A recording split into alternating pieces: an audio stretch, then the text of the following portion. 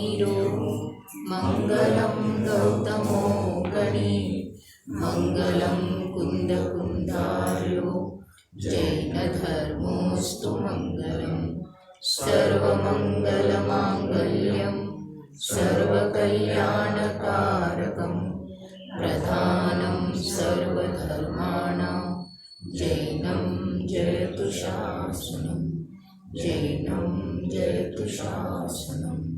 नमो अरहन्ताणं नमो सिद्धाणं नमो आयुर्याणं नमो वच्छायाणं नमो लोये सौवसावनं।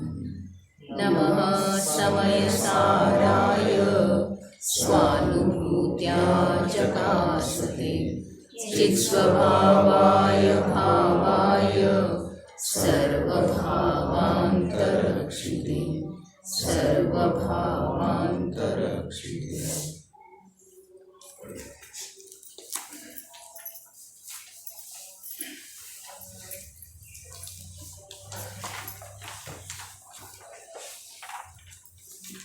ಭಾರತ ಕ್ಷೇತ್ರದ ಭಗವಾನ್ ಸ್ವರೂಪವಿರುವಂಥ ಸಮಯ ಸಾರದ ಪರಮಾಗಮದ ಮೇಲೆ ಇಂದಿಗೆ ಸುಮಾರು 1100 ವರ್ಷಗಳ ಪೂರ್ವದಲ್ಲಿ ವನವಿಹಾರಿ ಸಂತ ಆಚಾರ್ಯ ಶ್ರೀ ಅಮೃತಚಂದ್ರದೇವ ಆತ್ಮಖ್ಯಾತಿ ನಾಮದ ಟೀಕೆಯನ್ನು ಸಂಸ್ಕೃತ ಭಾಷೆಯೊಳಗೆ ರಚನೆ ಮಾಡಿದ್ದರು.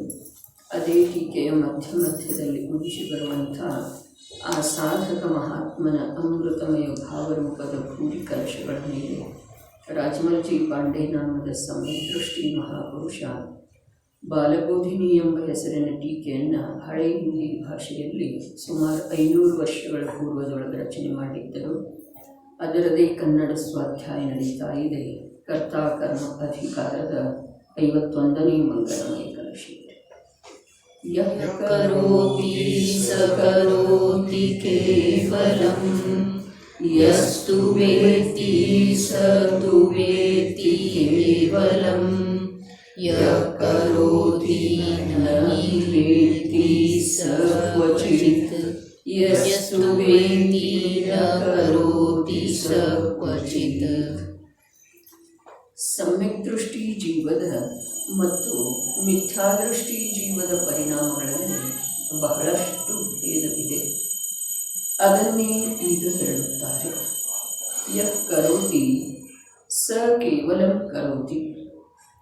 ಯಾವ ಮಿಥ್ಯಾದೃಷ್ಟಿ ಜೀವನ ಮಿಥ್ಯಾತ್ವ ರಾಗಾದಿ ಪರಿಣಾಮಗಳ ರೂಪವಾಗಿ ಪರಿಣಮಿಸುತ್ತಾನೆ, ಅವನು ಅಂಥದೇ ಪರಿಣಾಮದ ಕರ್ತೃವಾಗುತ್ತಾನೆ. ಇಲ್ಲಿ ಮಿಥ್ಯಾದೃಷ್ಟಿ ಜೀವದ ಮಾತು ಹೇಳಿದರೆ ಶ್ಲೋಕದೊಳಗಂತೂ ಯಃ ಕರೋತಿ ಸ ಕೇವಲಂ ಕರೋತಿ ಇಷ್ಟ ಇದ್ದರೆ, ಇಲ್ಲಿ ಯಾವ ಮಿಥ್ಯಾದೃಷ್ಟಿ ಜೀವನು ಮಿಥ್ಯಾತ್ವ ರಾಗಾದಿ ಪರಿಣಾಮ ರೂಪವಾಗಿ ಪರಿಣಮಿಸುತ್ತಾನೆ, ಅವನು ಅಂಥದೇ ಪರಿಣಾಮದ ಕರ್ತೃವಾಗುತ್ತಾನೆ. ಪೂರ ಒಂದ್ಸಲ ತು ಯಃ ವೇತ್ತಿ. ಯಾವ ಸಮ್ಯಕ್ ದೃಷ್ಟಿ ಜೀವನು ಶುದ್ಧ ಸ್ವರೂಪದ ಅನುಭವ ರೂಪವಾಗಿ ಪರಿಣಮಿಸುತ್ತಾನೆ, ಸ ಕೇವಲಂ ವೇತ್ತಿ. ಆ ಜೀವನು ಜ್ಞಾನ ಪರಿಣಾಮ ರೂಪನಿದ್ದಾನೆ. ಆದುದರಿಂದ ಅವನು ಕೇವಲ ಜ್ಞಾತಾನಿದ್ದಾನೆ, ಕರ್ತೃವಿಲ್ಲ. ಯಃ ಕರೋತಿ ಸ ಕ್ವಚಿತ್ ನ ವೇತ್ತಿ.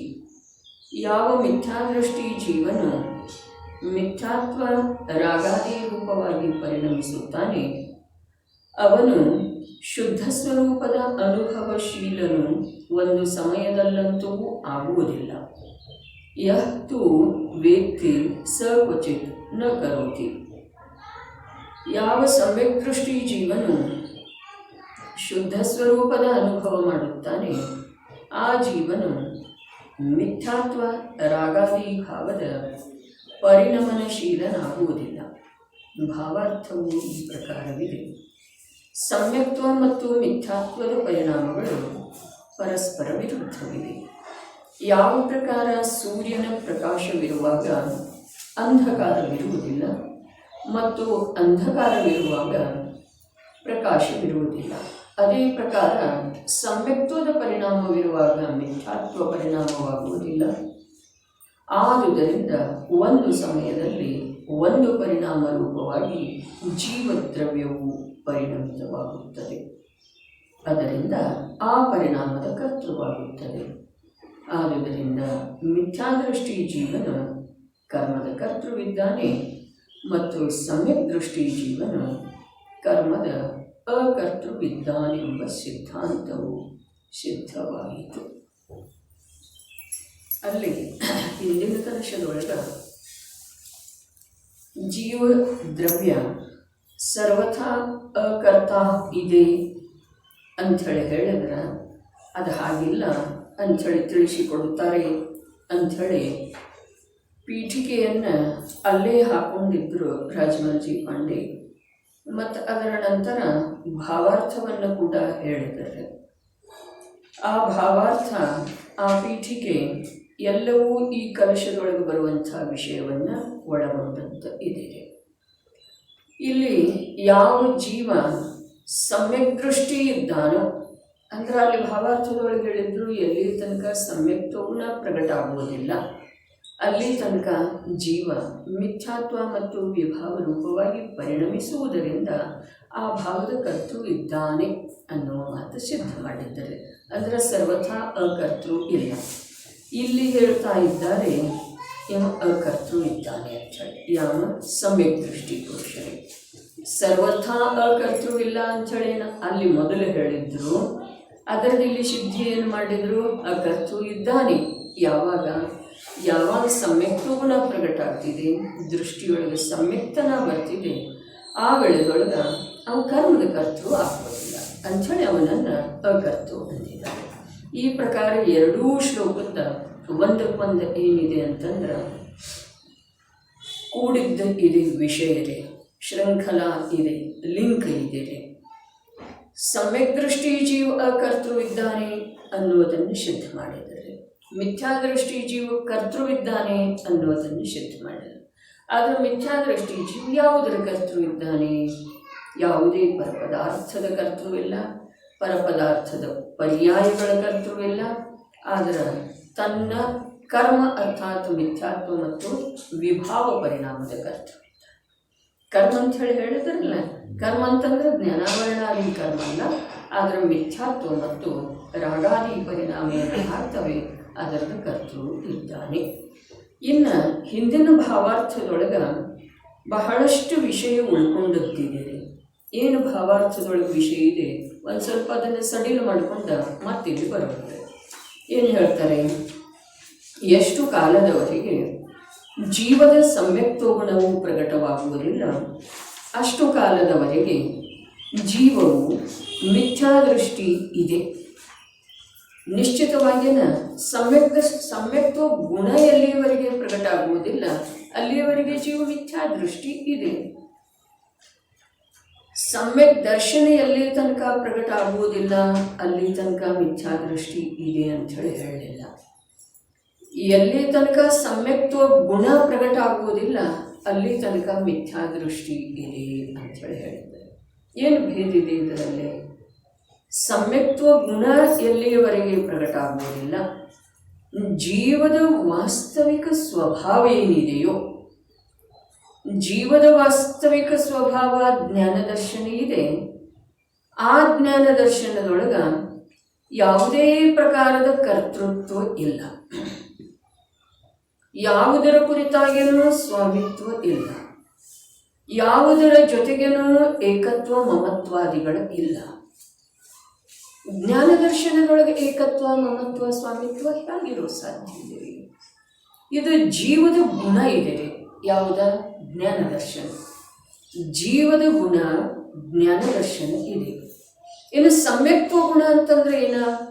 ಯಾವ ಜ್ಞಾನದರ್ಶನದೊಳಗೆ ಯಾವುದರ ಕುರಿತಾಗೇನೂ ಏಕತ್ವ ಇಲ್ಲ, ಯಾವುದರೊಳಗನೂ ಕರ್ತೃತ್ವಕ್ಕೆ ಸಂಬಂಧಿಸಿದ ಹಾಗೆ ಇವನಲ್ಲಿ ಪರಿಣಮನ ಆಗುವುದಿಲ್ಲ, ಸ್ವೀಕಾರ ಆಗುವುದಿಲ್ಲ. ನಾನಿದರ ಕರ್ತೃವಿದ್ದೇನೆ, ನಾನಿದನ್ನು ಮಾಡಿದ್ದೇನೆ ಅನ್ನುವ ರೂಪದ ಆ ಜ್ಞಾನದೊಳಗ ವಿಕೃತಿ ಆಗದೇ ಇರೋದೇನಿದೆ ಅಲ್ಲ, ಇದು ಸಮ್ಯಕ್ತ್ವ ಗುಣ. ನಿಜವಾಗಿ ಜೈನಾಚಾರ್ಯರ ಮಾತ ಜೈನ್ ದರ್ಶನದಲ್ಲಿ ಬರುವಂತಹ ಶಬ್ದಗಳ ರಹಸ್ಯ ಅಂತರಂಗದೊಳಗೆ ಹೊರಟು ಹೋದ ನಂತರನ ತಿಳಿದು ಬರುವ ಸಾಧ್ಯತೆ ಇದೆ. ಅಥವಾ ಹೀಗೆ ಹೇಳಬಹುದು, ಬಾಹ್ಯದಿಂದ ಅಲಿಪ್ತ ಆದ ನಂತರನ ತಿಳಿದು ಬರುವ ಸಾಧ್ಯತೆ ಇದೆ. ಭಲೆ ನಮಗೆ ಇನ್ನೂ ಆತ್ಮನ ಅನುಭೂತಿ ಆಗಿರದಿದ್ದರೂ ಕೂಡ ಯಾವ ನಿರಂತರ ಪರಪದಾರ್ಥಗಳ ಕುರಿತಾಗಿ ಇಂದ್ರಿಯಗೋಚರ ವಿಷಯಗಳಲ್ಲಿ ನಿರಂತರ ಜ್ಞಾನದರ್ಶನದ ಏಕತ್ವ ಏನಿದೆ, ಆ ಜ್ಞಾನದರ್ಶನದ ಮೂಲಕ ಆ ಉದ್ಗಲದ ಪರ್ಯಾಯಗಳಲ್ಲಿ ಯಾವ ಸ್ವಾಮಿತ್ವದ ಭಾವ ವಿಕೃತಿ ಇದೆ, ಮಿಥ್ಯಾತ್ವ ಮತ್ತು ವಿಭಾವ ಅಂಥೇಳಿ ಹೇಳಿದ್ದಾರೆ. ಅದು ಹೇಗಿದೆ ನೋಡ್ರಿ,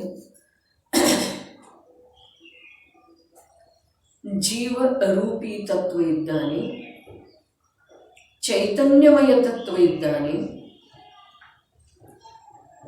ಆ ಜೀವ ಚೈತನ್ಯಮಯ ತತ್ವದ್ದು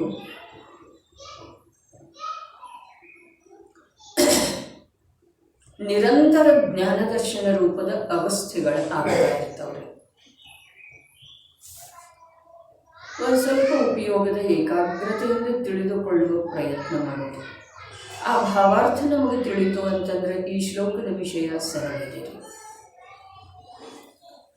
ಇದುವೇ ನಿಜವಾಗಿ ಟೀಕಾಕಾರರ ಭವ್ಯ ಜೀವರುಗಳ ಕಲ್ಯಾಣದ ಸಲುವಾಗಿ ಇರುವಂಥ ಮಹದ್ ಉಪಕಾರ ಇದೆ. ಜೀವದ ಸ್ವಭಾವ ಏನಿದೆ, ಚೈತನ್ಯ ಅರ್ಥಾತ್ ಜ್ಞಾನದರ್ಶನ. ಜೀವ ಆ ಜ್ಞಾನದರ್ಶನದ ಯಾವ ನಿರಂತರ ಅವಸ್ಥೆಗಳು ಉದಿಸಿ ಬರ್ತಾವೆಯೋ, ಪ್ರಕಟ ಆಗ್ತಾವೆಯೋ, ಆ ಜ್ಞಾನದರ್ಶನ ರೂಪದ ಅವಸ್ಥೆಗಳ ಇಂದ್ರಿಯಗೋಚರ ಪದಾರ್ಥಗಳ ಮೇಲೆ ಬೀಳುವುದರಿಂದ ಅನಾದಿ ಕಾಲದಿಂದನ ಆ ಜ್ಞಾನದರ್ಶನದೊಳಗ ತನ್ನದ ಪರಿಚಯ ಅಥವಾ ಸ್ವೀಕೃತಿನೂ ಇಲ್ಲದೆ ಇರುವ ಕಾರಣ ಆ ಜ್ಞಾನದರ್ಶನ ರೂಪದ ಅವಸ್ಥೆಗಳ ಇಂದ್ರಿಯಗೋಚರ ಪದಾರ್ಥಗಳ ಮೇಲೇನ ಬೀಳ್ತವೆಯೋ, ಆಗ ಸ್ವಾಭಾವಿಕವಾಗಿನ ಇವನಿಗೆ ತಾನೊಂದು ಜ್ಞಾನದರ್ಶನ ಸ್ವಭಾವಿ ಇದ್ದೇನೆ ಅನ್ನುವುದರ ಪರಿಚಯವೇ ಇಲ್ಲದೆ ಇರುವ ಕಾರಣ ಆ ಪದಾರ್ಥಗಳ ಕುರಿತಾಗಿ ಇವನಲ್ಲಿ ಏಕತ್ವ ಸ್ವಾಮಿತ್ವ ಸ್ವಾಭಾವಿಕವಾಗಿ ಉಂಟಾಗುವುದರಿಂದ ಅಲ್ಲಿ ಕರ್ತೃತ್ವ ಭೋಕ್ತೃತ್ವ ರೂಪದ್ದು ಕೂಡ ವಿಕಾರ ಸ್ವಯಮೇವ ಆಗ್ತಿದೆ. ಅದನ್ನೇ ಮಿಥ್ಯಾತ್ವ ಅಂತ ಹೇಳಿದ್ರು. ಮಿಥ್ಯಾತ್ವ ಶಬ್ದದ ಅರ್ಥ ಇದೆ, ಜ್ಞಾನದರ್ಶನ ರೂಪದ ಯಾವ ಪರ್ಯಾಯಗಳು ಉದಿಸಿ ಬರ್ತಾ ಇದಾವೆಯೋ ಅವು ಜ್ಞಾನದರ್ಶನ ರೂಪನ ಉಳಿಲಿಲ್ಲ ಅಂಥೇಳಿ ಮಿಥ್ಯಾತ್ವರೇ. ವಿಭಾವ ಅಂಥೇಳಿ ಯಾಕೆ ಹೇಳಿದ್ರು ಅಂತಂದ್ರೆ, ಜ್ಞಾನದರ್ಶನ ರೂಪ ಉಳಿಲಿಲ್ಲ, ಅದರ ಪರಪದಾರ್ಥಗಳ ಕುರಿತಾಗಿ ಏಕತ್ವ ಮಮತ್ವ ಸ್ವಾಮಿತ್ವ ಕರ್ತೃತ್ವ ಭೋಕ್ತೃತ್ವ ಈ ಪ್ರಕಾರದ ರೂಪ ಧಾರಣ ಮಾಡಿದವ್ರೆ ಅಂಥೇಳಿ ವಿಭಾವ. ಅವು ಇವನ ಭಾವದವರೇ, ಅದರ ವಿಕೃತ ಆಗಿದೆ. ಅದ್ಭುತ ಮಾತಿದೆ. ಅದಕ್ಕೆ ಎಲ್ಲಿಯವರೆಗೆ ಜೀವದೊಳಗೆ ಸಮ್ಯಕ್ತ್ವ ಗುಣ ಪ್ರಕಟ ಆಗುವುದಿಲ್ಲ. ಸಮ್ಯಕ್ತ್ವ ಅನ್ನೋದೊಂದು ಗುಣ ಇದೆಯೇನ? ಅನಂತ ಗುಣಗಳಲ್ಲಿ ಸಮ್ಯಕ್ತ್ವ ಅನ್ನೋದೊಂದು ಗುಣ ಇದೆಯೇನ? ಸಮ್ಯಕ್ತ್ವ ಶಬ್ದದ ಅರ್ಥ ಹೇಗಿದೆಯೋ ಹಾಗೆ ಯಥಾರ್ಥ. ಜೀವದ ಗುಣ ಏನ? ಮುಖ್ಯ ರೂಪದಿಂದ ಗುಣ ಏನ? ಜ್ಞಾನದರ್ಶನ. ಹೌದೇನಿದ್ರೆ ಜ್ಞಾನದರ್ಶನವನ್ನು ಹೊರತುಪಡಿಸಿ ಇಲ್ಲಿ ಬೇರೆ ಯಾವುದರದ್ದು ಸ್ವೀಕಾರ ಇಲ್ಲ. ಅನಂತ ಆಕಾಶದ ಪ್ರದೇಶದ ಅನಂತ ಗುಣಿತ ಗುಣ ಜೀವ ದ್ರವ್ಯದೊಳಗಿದ್ರೂ ಕೂಡ ಅವೆಲ್ಲವೂ ಜ್ಞಾನದರ್ಶನದಿಂದ ವ್ಯತಿರಿಕ್ತ ಇಲ್ಲ. ತಿಳಿತಾ ಇದ್ದಿಲ್ಲ? ಜ್ಞಾನದರ್ಶನದಿಂದ ವ್ಯತಿರಿಕ್ತ ಇಲ್ಲ. ಎಲ್ಲವುಗಳಲ್ಲೇ ಜ್ಞಾನದರ್ಶನದ ಪ್ರಭೆ ಇದ್ದ ಕಾರಣ ಜ್ಞಾನದರ್ಶನವೇ ವಿಕೃತ ಆದ ನಂತರ ಜ್ಞಾನ ದರ್ಶನವೇ ಮಿಥ್ಯಾ ಆದ ನಂತರ ಆ ಯಾವ ಗುಣಗಳದ್ದ ಯಾವುದೇ ಪ್ರಕಾರದ ಕಾರ್ಯಸಿದ್ಧಿ ಆಗುವುದಿಲ್ಲ, ಅವುಗಳದ ಸ್ವರೂಪ ಸಿದ್ಧಿ ಕೂಡ ಆಗುವುದಿಲ್ಲ.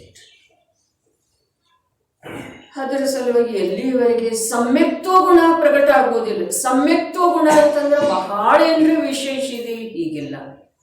ಆದರೆ ಜೀವದ್ದು ಯಾವ ಗುಣ ಇದೆಯೋ, ಜೀವದ್ದು ಯಾವ ಸ್ವಭಾವ ಇದೆಯೋ ಜ್ಞಾನ ದರ್ಶನ,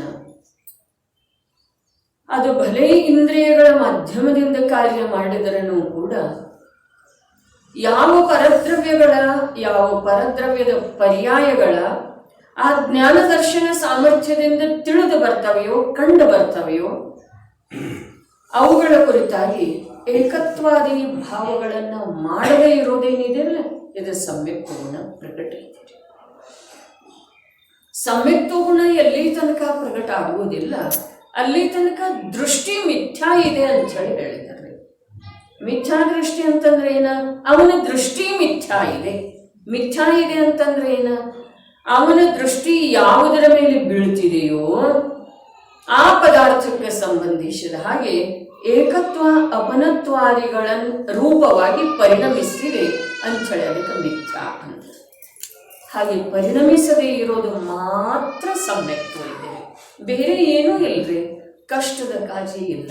ಕಷ್ಟದ ಕಾರ್ಯ ಇರ್ತಿತ್ತು ಅಂತಂದ್ರೆ ಪರಮ ಕೃಪಾಳುವಾದಂಥ ಗುರುಗಳ ಅಥವಾ ಸರ್ವಜ್ಞ ಪ್ರಭುಗಳ, ವೀತರಾಗಿಯಾದಂಥ ಸರ್ವಜ್ಞ ಪ್ರಭುಗಳ ಕಷ್ಟದ ಮಾರ್ಗವನ್ನು ಯಾತಕ್ಕೆ ಹೇಳ್ತಿದ್ದಾರೆ ಜೀವರುಗಳಿಗೆ? ನೀ ಧನ ಸಂಪಾದನೆ ಮಾಡಪ್ಪ, ನೀ ಕೀರ್ತಿ ಸಂಪಾದನೆ ಮಾಡು, ನೀನಿನ್ನ ಮಕ್ಕಳನ್ನ ಯೋಗ್ಯ ವಿದ್ಯಾಬುದ್ಧಿವಂತರನ್ನಾಗಿ ಮಾಡು ಅಂಥೇಳಿ ಹೇಳಲೇ ಇಲ್ರಿ. ಯಾಕೆ ಹೇಳಲಿಲ್ಲ? ಅದು ಕಷ್ಟದ ಕೆಲಸ, ಕಷ್ಟದ ಕೆಲಸ ಇದೆ ನಿಜವಾಗಿ. ನೀ ಅಡುಗೆ ಕಲಿ, ನೀ ಮನೆಯನ್ನು ಸುಂದರವಾಗಿ ಸುವ್ಯವಸ್ಥಿತವಾಗಿ ಇಡುವುದನ್ನು ಕಲಿ, ಯಾರು ಹೇಳಲಿಲ್ಲ. ಸರ್ವಜ್ಞ ಪ್ರಭು ಹೇಳಲಿಲ್ಲ. ಯಾಕೆ ಹೇಳಲಿಲ್ಲ ಅಂತಂದ್ರೆ ಅದು ನಿಜವಾಗಿ ಕಷ್ಟದ ಕೆಲಸ ಇದೆ. ವರ್ತಮಾನದಲ್ಲಿ ಕಷ್ಟ ಇದೆ, ಭವಿಷ್ಯದೊಳಗೆ ಕಷ್ಟವನ್ನು ನೀಯುವಂಥದ್ದಿದೆ. ಅರ್ಥಾತ್ ಕರ್ಮದ ಕಾರಣ ಇದೆ. ಪರದ್ರವ್ಯದಲ್ಲಿ ಕಾರ್ಯ ಮಾಡ್ತೇನೆ ಅನ್ನೋದು ಪರದ್ರವ್ಯದಲ್ಲಿ ಕಾರ್ಯ ಮಾಡ್ತೇನೆ ಅನ್ನೋದು ಬಂಧದ ಭಾವ ಇದೆ. ಹಾಗಾದ್ರೆ ಪರಮ ದಯಾಮಯಿಯಾದಂಥ ಸಂತರುಗಳಾಗಲಿ ಅಥವಾ ಪೂರ್ಣ ವೀತರಾಗತೆ ಪ್ರಕಟ ಆಗಿರುವಂಥ ಅರಹಂತ ಪ್ರಭುಗಳಾಗಲಿ ಈ ಸಾಮಾನ್ಯ ಜೀವಕ್ಕ, ದುರ್ಬಲ ಜೀವಕ್ರೆ, ಜೀವ ಹೇಗಾಗಿದನ್ರಿ? ದುರ್ಬಲ ಆಗಿದನ್ರಿ. ಈ ದುರ್ಬಲ ಜೀವಕ್ಕ ಕಷ್ಟದ ಕೆಲಸ ಯಾತಕ್ಕೆ ಹೇಳ್ತಾರೆ? ಹೇಳೋ ಸಾಧ್ಯ. ದೃಷ್ಟಿಯೊಳಗೆ ನಿನ್ನಲ್ಲಿ ಮಿಥ್ಯಾತ್ವ ಇದೆಪ್ಪ, ಎಲ್ಲಿಯವರೆಗೆ ಸಮ್ಯಕ್ತ್ವ ಗುಣ ಪ್ರಕಟ ಆಗುವುದಿಲ್ಲ ಅಲ್ಲಿಯವರೆಗೆ. ಸಮ್ಯಕ್ತ್ವ ಗುಣ ಅಂತಂದ್ರೆ ಏನು? ಜ್ಞಾನದರ್ಶನ ರೂಪದ ಯಾವ ಗುಣ ಇದೆಯೋ ಅದು ಜ್ಞಾನದರ್ಶನ ರೂಪವಾಗಿ ಮಾತ್ರ ಉಳಿಬೇಕು, ಅಷ್ಟೇ ರೂಪವಾಗಿ ಪರಿಣಾಮ ಮಾಡಬೇಕು. ಜ್ಞಾನದರ್ಶನ ಇದ್ದದ್ದನ್ನ ಏನಾಗ್ತಾ ಇದ್ದೀರಿ? ಏಕತ್ವ ರೂಪ, ಮಮತ್ವ ರೂಪ, ಕರ್ತೃತ್ವ ರೂಪ, ಸ್ವಾಮಿತ್ವ ರೂಪ. ಅದು ಯಾಕಾಗ್ತಾ ಇದೆ ಅಂತಂದ್ರೆ ದೃಷ್ಟಿಯೊಳಗೆ ಮಿಥ್ಯಾ ಇದೆ, ವಿಪರೀತತೆ ಇದೆ. ಏನು ಮಿಥ್ಯಾ ಇದೆ? ದೃಷ್ಟಿಯೊಳಗೆ ಏನು ಮಿಥ್ಯಾ ಇದೆ? ಏನು ವಿಪರೀತತೆ ಇದೆ? ನಾನು ಜ್ಞಾನದರ್ಶನ ಮಾತ್ರ ಇದ್ದೇನೆ ಅನ್ನುವುದರ ಸ್ವೀಕಾರ ಇಲ್ಲದೆ ಇರೋದನ್ನ ವಿಪರೀತತೆ. ಮಿಥ್ಯಾತ್ವ ಏನಿದೆ? ಮಿಥ್ಯಾತ್ವ ಅಂತಂದ್ರೆ ಯಾವುದತ್ರ ಹಿಡಿದರ, ಯಾವುದಾದರೂ ದೇವಿ ದೇವತೆಗಳ ಪೂಜೆ ಮಾಡಿದರ ಅದು ಮಿಥ್ಯಾತ್ವ. ಈ ಮಾತಿಲ್ಲ. ಬಹಳ ಸುಂದರ, ಸರಳ, ಸುಲಭ, ಆನಂದಮಯವಾದಂಥ ಮಾತನ್ನು ಜ್ಞಾನಿ ಗುರುಗಳು ಹೇಳಿದ್ರೂ ಕೂಡ ಈ ಜೀವಕ್ಕೆ ಅನಾದಿ ಕಾಲದಿಂದ ಕಷ್ಟದ ಮಾತುಗಳೇ ರುಚಿಸ್ತವೆ. ಅನಾದಿ ಕಾಲದಿಂದ ಅದರದೇ ಅಭ್ಯಾಸ ಆಗಿದೆ. ಪರಸ್ಪರ ಒಳಗೆ ಅದರದೇ ಆಚಾರ್ಯತ್ವ ನಡೀತಿದೆ. ನೀವು ಅಲ್ಲಿ ಯಾಕೆ ಹೋದ್ರಿ, ಹಾಗೆ ಯಾಕೆ ಮಾಡಿರಿ, ಇವ್ರ ಹತ್ರ ಹೋಗ್ಬೇಕಾಗಿತ್ತು, ಹೀಗೆ ಮಾಡಬೇಕಾಗಿತ್ತು, ನೀವು ಅಂಥ ಗೌಂಡಿಗೆ ಯಾಕೆ ಹೇಳಿದ್ರಿ, ಇವು ನನಗೆ ಕೇಳಿದ್ರೆ ನಾನು ಹೇಳ್ತೀನಿಲ್ಲ. ಈ ಪ್ರಕಾರ ಆಚಾರ್ಯತ್ವ ರೀ ಪರಸ್ಪರ ಒಳಗ. ಯಾವುದರ ಕುರಿತಾಗಿ? ಯಾವ ಜ್ಞಾನ ದರ್ಶನದೊಳಗ ಮಿಥ್ಯಾ ಪರಿಣತಿ ನಡೀತಾ ಇದೆಯೋ ಅದನ್ನೇ ಸುರಕ್ಷಿತವಾಗಿ ಇರಿಸುವುದರ ಕುರಿತಾಗಿ ಆಚಾರ್ಯತ್ವ ಮಾಡಿದ್ದಾರೆ. ಅದರಿಂದ ಈ ಜೀವಕ ಇದು ಕಠಿಣ ಅನ್ನಿಸ್ತಾ ಇದೆ, ಆದರೆ ನಿಜವಾಗಿ ಇದು ಸುಂದರ ಇದೆ, ಸುಲಭ ಇದೆ. ಕುಂದಾಚಾರ್ಯ ದೇವು ಇದೇ ಸಮಯ ಸಾರ ಪರಮಾಗಮದೊಳಗೆ 3ನೇ ಗಾಥೆಯೊಳಗೆ ಹೇಳಿದ್ರಲ್ಲ, ಏನು ಹೇಳಿದ್ರು? ಇಡೀ ಲೋಕದೊಳಗೆ ಸುಂದರ ಯಾವುದಿದೆ? ತಮ್ಗೆ ಎತ್ತವೇ ಹತ್ತು ಅಲ್ಲ, ಏಕತ್ವ ವಿಭಕ್ತ ಆತ್ಮ ಏನಿದ್ದಾನೆ ಅವ ಲೋಕದೊಳಗೆ ಸುಂದರ. ಎತ್ತ ನಿಶ್ಚಯವದು ಸಮವೋ ಸಮರ್ಥ ಸುಂದರವು. ಅವರು ಎಷ್ಟು ಪರಿತೃಪ್ತ, ಎಷ್ಟು ಆನಂದ, ಎಷ್ಟು ಸ್ವಾಧೀನ, ಯಾವುದರದ್ದು ಅಭಿಲಾಷೆ ಇಲ್ಲ. ತುತ್ತ ಅನ್ನದ್ದು ಕೂಡ ಅಭಿಲಾಷೆ ಇಲ್ಲ. ಯಾವ ದೇಹ ಇದೆಯೋ ಆ ದೇಹವನ್ನು ಅದರ ಪಾಡಿಗೆ ಅದನ್ನು ಸ್ವತಂತ್ರವಾಗಿ ಬಿಟ್ಟಿದೆ. ಅದು ನಿಜವಾಗಿ ತನ್ನಷ್ಟಕ್ಕೆ ತಾನು ಇವರು ಯಾವ ಪ್ರಕಾರ ಆನಂದ ಆನಂದ ಪರಿತೃಪ್ತ ಮಸ್ತ ಸ್ವಭಾವದೊಳಗಿದ್ದಾರೋ ಆ ಪ್ರಕಾರ ಅದು ತನ್ನ ಸ್ವಭಾವದೊಳಗೆ ಏನಿದೆ, ಸಹಜ ಸ್ವಭಾವದೊಳಗೆ ಪರಿತೃಪ್ತ ಇದೆ. ನಿರಂತರ ಒದಗಿಸ್ತಾ ಇರುವಂಥ ಕಚ್ಚಾ ಮಾಲನ್ನು ಅದಕ್ಕೆ ಯಾವುದೇ ಪ್ರಕಾರದಿಂದ ವಿಲೇವಾಟ್ ಮಾಡುವ ಅವಶ್ಯಕತೆ ಇಲ್ಲ. ಯಾವಾಗಲೇ ಒಂದ್ಸಲ ಬರ್ತಿದೆ, ಸಹಜ ಅಲ್ಲಿ ಕಾರ್ಯ ಆಗ್ತಿದೆ. ಆಹಾರ ರೂಪದ ಕಚ್ಚಾ ಪದಾರ್ಥ ಆ ಫ್ಯಾಕ್ಟ್ರಿಯಲ್ಲಿ ಯಾವಾಗ ಹೋಗ್ತಿದೆ? ಯಾವಾಗ ಉಳಿದ ವೇಳೆದೊಳಗೆ ವಿಶ್ರಾಂತಿನ ವಿಶ್ರಾಂತಿ. ಹೌದು, ಹಾಗಾದ್ರೆ ಅದು ಕೆಡ್ತಿದೆ. ಯಾಕೆ ನಿರಂತರ ಕೆಲಸ ಮಾಡಿ ಮಾಡಿ ಕೆಡ್ತಿದೆ ಅದು ಯಾಕೆ ಕೆಡುವುದಿಲ್ಲ? ಅದಕ್ಕೆ ಯಾವಾಗಲೇ ಒಂದು ಕೆಲಸ ಇದೆ, ಯೋಚನೆ ಮಾಡ್ತಾರೆ. ವಿಕಲ್ಪದ ಆಯಾಸ ಇಲ್ಲ ಜೀವನಿಗೆ. ಶರೀರಕ್ಕೆ ಅದಕ್ಕೆ ಯಾವುದ ಅವಶ್ಯಕ ಇದೆಯೋ ಅದರ ಪ್ರಾಪ್ತಿಯ ಸಲುವಾಗಿ ಯಾವ ಉದ್ಯಮ ಮಾಡಬೇಕಾಗ್ತಿದೆಯೋ ಅದಾವುದನ್ನು ಮಾಡಬೇಕಾಗ್ತದೆ. ಹಾಗಾದರೆ ಎರಡೂ ಪರಸ್ಪರ ಒಂದಕ್ಕೊಂದು ಪೂರಕಾಗಿ ಅವು ಸುಖದಲ್ಲಿ ನಿಮಿತ್ತ ಆಗ್ತಾವೋ ಅಥವಾ ಇಲ್ರಿ? ಇವು ಎರಡು ಏನದವ್ರೆ? ಪರಸ್ಪರ ಒಂದರಕ್ಕೆ ಇನ್ನೊಂದು ವಿರುದ್ಧವಾಗಿ, ಒಂದಕ್ಕೆ ಇನ್ನೊಂದು ವಿಕೃತಿಗೆ ನಿಮಿತ್ತ ಆಗ್ತವೆ. ಎಲ್ಲಿಯವರೆಗೆ ಸಮ್ಯಕ್ತೋ ಗುಣವು ಪ್ರಕಟವಾಗುವುದಿಲ್ಲ ಅಲ್ಲಿಯವರೆಗೆ ಮಿಥ್ಯಾ ದೃಷ್ಟಿ ಇದೆ, ದೃಷ್ಟಿ ಮಿಥ್ಯಾ ಇದೆ. ಇದನ್ನದು, ಇದನ್ನು ನಾನು ಮಾಡಿದೆ, ಇದನ್ನು ನಾನು ಭೋಗಿಸ್ತೇನೆ. ಈ ಪ್ರಕಾರದ ಏನಿದೆ ಜ್ಞಾನದರ್ಶನದೊಳಗೆ ಪರಿಣತಿ ಇದೆಯಲ್ಲ, ಅದು ಮಿಥ್ಯಾ ದೃಷ್ಟಿ. ಆ ಪರಿಣತಿಗೆ ಕಾರಣ ಏನ? ದೃಷ್ಟಿಯ ವಿಪರೀತತೆ. ದೃಷ್ಟಿಯ ವಿಪರೀತತೆ ಏನ? ಜ್ಞಾನ ದರ್ಶನದೊಳಗೆ ಯಾವುದು ಜ್ಞೇಯ ಆಗ್ತಾ ಇದೆಯೋ ಅದರ ಜೊತೆಗೆ ಏಕತ್ವ, ಅದು ನನ್ನದು ಅನ್ನೋದು ಅದೇನಿದೆ ಅದು ದೃಷ್ಟಿಯ ವಿಪರೀತತೆ. ಅದು ಎಲ್ಲಿಯ ತನಕ ಹೋಗುವುದಿಲ್ಲ. ಅರ್ಥಾತ್ ಯಾವ ಜ್ಞಾನ ದರ್ಶನದ ಸ್ವಭಾವ ಜ್ಞಾನ ದರ್ಶನ ರೂಪವಾಗಿಯೇ ಉಳಿತಿದೆ, ಯಾವ ಜ್ಞಾನ ದರ್ಶನ ಸ್ವಭಾವದಿಂದ ಉದಿಸಿ ಬರುವಂತಹ ಜ್ಞಾನ ದರ್ಶನ ರೂಪದ ಪರ್ಯಾಯದೊಳಗ ಜ್ಞಾನ ದರ್ಶನ ರೂಪದಿಂದ ತನ್ನ ಪ್ರಕಟ ಆಗ್ತಿದೆ, ಅದಕ್ಕೆ ಸಮ್ಯಕ್ತೋ ಗುಣ ಅಂತಾರೆ. ಆತ್ಮನ ಸ್ವಭಾವ ಜ್ಞಾನ ದರ್ಶನ, ಆ ಜ್ಞಾನ ದರ್ಶನದಿಂದ ಪ್ರತಿ ಸಮಯಕ್ಕೆ ಯಾವ ಜ್ಞಾನ ದರ್ಶನ ರೂಪದ ಪರ್ಯಾಯಗಳೇ ಉದಿಸಿ ಬರ್ತಾ ಇದ್ದಾವೆಯೋ ಆ ಜ್ಞಾನ ದರ್ಶನ ರೂಪದ ಪರ್ಯಾಯಗಳಲ್ಲಿ ಆ ಜ್ಞಾನ ದರ್ಶನ ರೂಪದ ಪರ್ಯಾಯಕ್ಕ ತಾನು ಎನ್ನುವುದು ಬಂತು ಅಂತಂದ್ರೆ ಅದರ ಹೆಸರು ಸಮ್ಯಕ್ತ ಗುಣ ಇದೆ. ಅದು ನಾನು ಅನ್ಬೇಕು. ಇಲ್ಲಿ ಕರ್ಮಜನಿತ ರಾಗಾದಿಗಳನ್ನು ಏನಂತ ಇದೆ? ನಾನು ಅಂತ ಇದೆ, ನನ್ನ ರೂಪ ಅಂತ ಇದೆ. ಅದಕ್ಕೆ ಕೊನೆಗೆ ಈ ಭಾವಾರ್ಥದೊಳಗೆ ಹೇಳ್ತಾ ಇದ್ದಾರೆ, ಎಲ್ಲಿಯವರೆಗೆ ಸಮ್ಯಕ್ತ ಗುಣ ಪ್ರಕಟ ಆಗುವುದಿಲ್ಲ ಅಲ್ಲಿಯವರೆಗೆ ಮಿಥ್ಯಾ ದೃಷ್ಟಿ ಇದೆ. ಅರ್ಥಾತ್ ಇಲ್ಲೇನ ಹೇಳಿದರಲ್ಲ ಮುಂದ ಏನ? ಸಮ್ಯಕ್ ದೃಷ್ಟಿ ಜೀವನು ಕರ್ಮದ ಅಕರ್ತೃವಿದ್ದಾನೆ. ಹಾಗಾದ್ರೆ ಎಲ್ಲಿಯವರೆಗೆ ಸಮ್ಯಕ್ತ ಗುಣ ಪ್ರಕಟ ಆಗುವುದಿಲ್ಲ ಅಲ್ಲಿಯವರೆಗೆ ಇವೇನದನು ಸರ್ವಥಾ ಅಕರ್ತೃ ಇಲ್ಲ, ಕರ್ಮದ ಕರ್ತೃ ಅದನ್ನು. ಯಾವ ಕರ್ಮದ? ಮಿಥ್ಯಾತ್ವ ಮತ್ತು ವಿಭಾವ, ಅದರ ಕರ್ತೃ. ಜ್ಞಾನಾವರಣಾದಿಯ ಕರ್ತೃ ಇಲ್ಲ, ಶರೀರಾದಿಗಳ ಕರ್ತೃ ಇಲ್ಲ, ಅನ್ಯ ಪರ ಪದಾರ್ಥದ ಕರ್ತೃ ಇಲ್ಲವೇ ಇಲ್ಲ. ಮಿಥ್ಯಾ ದೃಷ್ಟಿ ಇದ್ದರೆ ಅಶುದ್ಧ ಪರಿಣಾಮದ ಕರ್ತೃ ಆಗುತ್ತದೆ. ಇಲ್ಲಿ ಶಬ್ದ ಭೇದ ಏನು ಬಂತ್ರಿ? ಮಿಥ್ಯಾ ದೃಷ್ಟಿ ಇದ್ದರೆ ಅಶುದ್ಧ ಪರಿಣಾಮದ ಕರ್ತೃವಾಗುತ್ತದೆ. ಯಾವುದಾಗ್ತಿದೆ? ಅಶುದ್ಧ ಪರಿಣಾಮದ ಕರ್ತೃ ಯಾವುದಾಗ್ತಿದೆ? ಜೀವದ್ರವ್ಯ ಅಂಥೇಳಿ ಅಲ್ಲಿ ಪ್ರಾರಂಭದೊಳಗೆ ಹೇಳಿದಾರಲ್ಲ. ಏನ್ ಹೇಳಿದರು? ಭಾವಾರ್ಥವು ಈ ಪ್ರಕಾರವಿದೆ. ಜೀವದ್ರವ್ಯವು ಯಾವಾಗಲೂ ಅಕರ್ತೃವಿದೆ ಎಂದು ಯಾರಾದರೂ ಮನ್ನಿಸುತ್ತಿದ್ದರೆ, ಇಲ್ಲೇನ್ ಹೇಳಿದ್ರು? ಮಿಥ್ಯಾ ದೃಷ್ಟಿ ಇದ್ದರೆ ಅಶುದ್ಧ ಪರಿಣಾಮದ ಕರ್ತೃವಾಗುತ್ತದೆ. ಯಾವುದ? ಜೀವದ್ರವ್ಯ.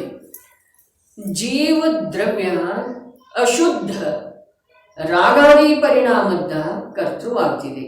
ಯಾವಾಗ ದೃಷ್ಟಿಯೊಳಗೆ ಮಿಥ್ಯಾತ್ವ ಇದೆಯೋ, ವಿಪರೀತತೆ ಇದೆಯೋ, ಆವಾಗ ದೃಷ್ಟಿಯೊಳಗಿನ ವಿಪರೀತತೆ ಹೊರಟೋಯ್ತು, ಅರ್ಥಾತ್ ಸಮ್ಯಕ್ತೋ ಗುಣ ಪ್ರಗಟ ಆಯ್ತು ಅಂತಂದ್ರ ಜೀವ ಅಕರ್ತನ ಇದೆ.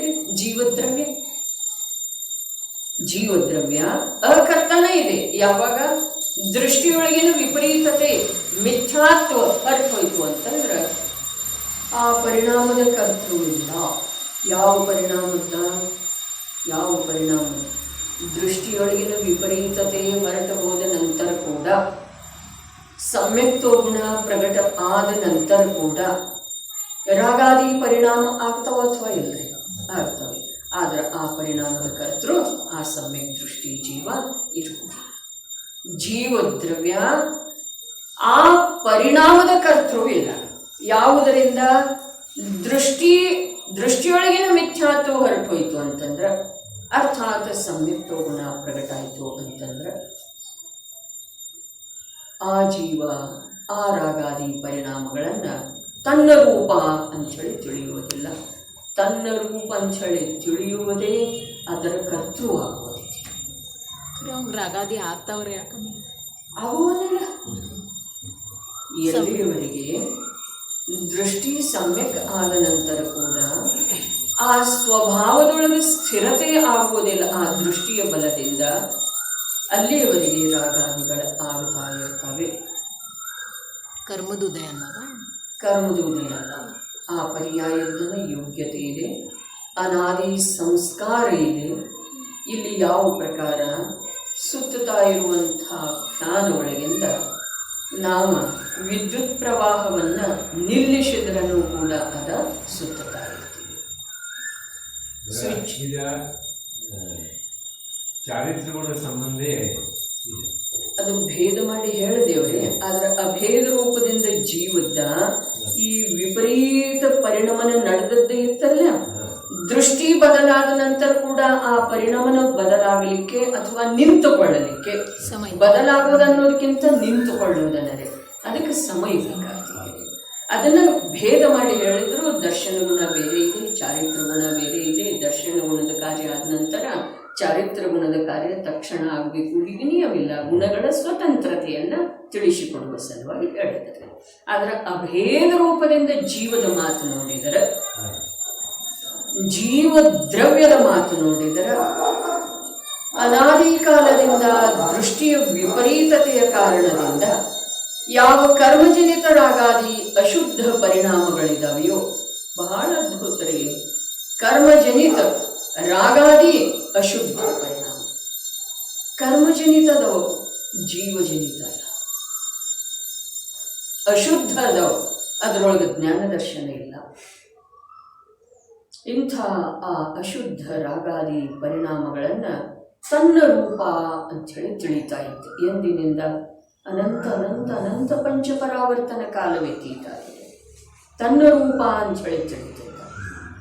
ಹಾಗಾದರೆ ಯಾವಾಗ ಸಮ್ಯಕ್ತೋ ಗುಣ ಪ್ರಗಟ ಆಯಿತು, ಹೇಗಾಯಿತು?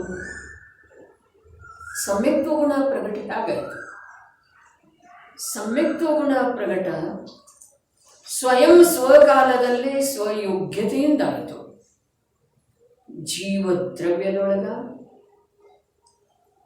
ಜೀವದ್ರವ್ಯದ ಅಸಂಖ್ಯ ಪ್ರದೇಶವೆಂಬ ಕ್ಷೇತ್ರದೊಳಗ, ಜೀವದ್ರವ್ಯದ ಪರ್ಯಾಯದ ಸ್ವಕಾಲ ಯೋಗ್ಯತೆಯೊಳಗ ಅದರದೇ ಆದಂಥ ಚೈತನ್ಯ ಸ್ವಭಾವದ ಕಾರಣ ಸಮ್ಯಕ್ತೋ ಗುಣ ಪ್ರಕಟ ಆಯಿತು.